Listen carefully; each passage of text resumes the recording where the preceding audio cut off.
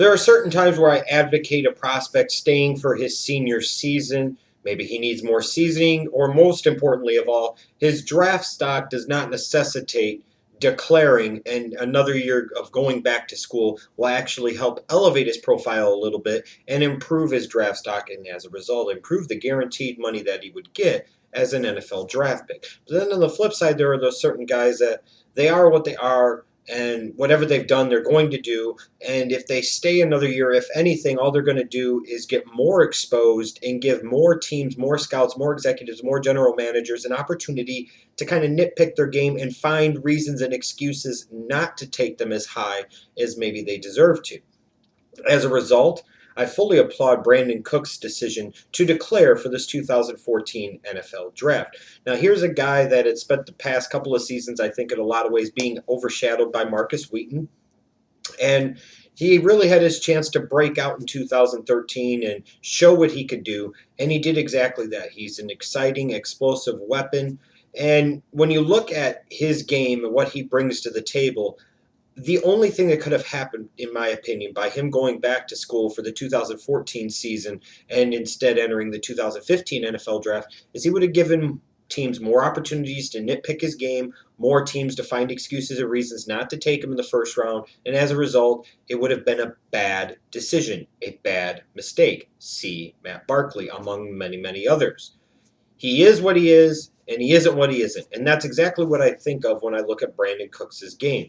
Now, when you look at the positives that he brings to the table, obviously he's an explosive athlete.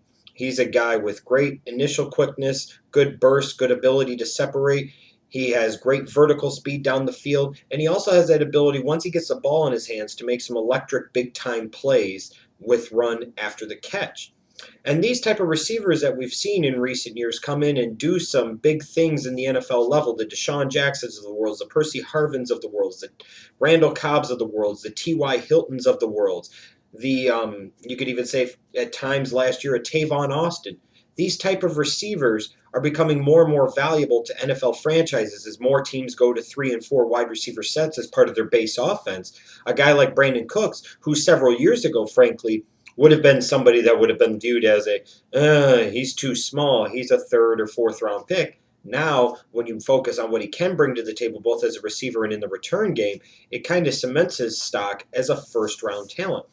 I look at him and I see a guy that has demonstrated pretty good hands to me and an ability to make some tough catches and some relatively decent route running ability. I actually was a little surprised that Brandin Cooks had more polish to his game than I initially maybe thought that he did. I thought he was mostly, quickness and speed and explosiveness and big playability, and that was it. But that was clearly not the case as I went back and watched his Oregon State footage in 2013. On the flip side, when you look at his negatives. Now, he's not a skin and bones guy, and that's a good thing. He has a bit of a physique, so as a result, I would think that he could handle some of the physical wear and tear and pounding at the NFL level. But he is a guy that's all of maybe 5'9" if he's incredibly lucky. He's all of about that. And as a result, there are going to be those teams that will question, because of his lack of height, will he be able to hold up at the NFL level? Will he be able to go up against bigger physical corners at the NFL level? And that is a fair question. There's also going to be concerns with him, I feel, on whether or not he can actually play on the outside at the NFL level. Is he instead going to be somebody that is strictly and totally relegated to the slot? And that's something that remains to be seen. So when you look at him, like I said, this is a guy that made a lot of big explosive plays at Oregon State, both down the field vertically and also on the wide receiver screens and the quick slants, and being able to make some great plays with his feet, those yards after the catch that every NFL team really values out of one of their wide receivers. Now, when it comes to an NFL comparison for somebody like a Brandin Cooks, I would look at somebody like a Tavon Austin. I would like to sit there and give him the comparison of a Steve Smith, but I don't think he has that type of physicality that a Steve Smith, who was great for so many years in Carolina and now has moved on to Baltimore. I don't think he brings that type of skill set to the table. He does bring a skill set to the table very similar to a Tavon Austin. And with a Tavon Austin going in the top 10 of last year's draft, granted a much weaker draft than this year's 2014 NFL draft class, Brandin Cooks' profile has been elevated, along with the fact of the great performances by the guys like the Deshaun Jacksons and the Percy Harvins and the Randall Cobbs and the T.Y. Hiltons.